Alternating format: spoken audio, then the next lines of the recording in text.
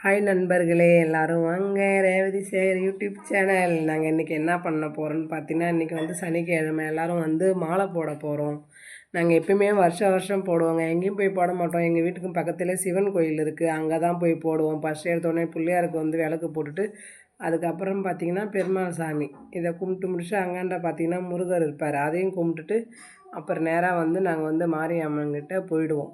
போயிட்டு அங்கே எல்லாம் கழுவி முடிச்சுட்டு நாங்களாகவே எல்லாம் செஞ்சுப்போம். அதுக்கப்புறம் வந்து 5ஆம் நாள் இதுதான் அனுஷ்யா என் கூட பேசுதே, எங்கள் பாப்பா அந்த பொண்ணு. பார்த்திங்கன்னா நாங்களாகவே சாமிக்கு அலங்காரம் பண்ணி அது வந்து எங்கள் அத்தை கலசம் ரெடி பண்ணி அதுக்கப்புறம் காப்பு கட்டுவாங்க சாமி மேலே போட்டு நாங்களாகவே இது வந்து பிரேமக்கா, நீங்கள் பார்த்துருக்கலாம், லைவில் பேசுவாங்க பாருங்கள் அந்த அக்கா.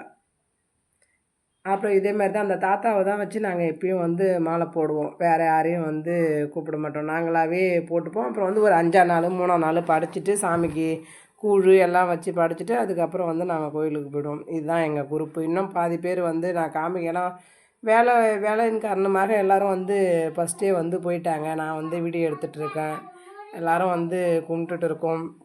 இது பார்த்திங்கன்னா நாங்கள் லாஸ்ட்டாக கோயிலில் முடித்து வெளியே வந்ததுக்கப்புறம் வந்து பார்த்திங்கன்னா எடுத்தோம், ஒரு தம்பியை விட்டு எடுக்க சொன்னோம். எடுத்தோம். இதில் தான் சில பேர் வந்து இல்லை.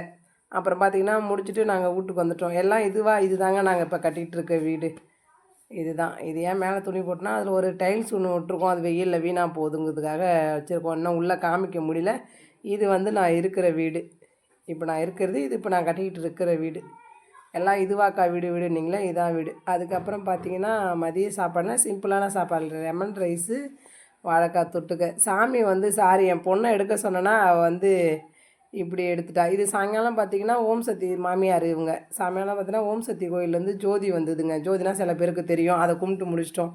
இன்னைய வீடியோ அவ்வளோதாங்க.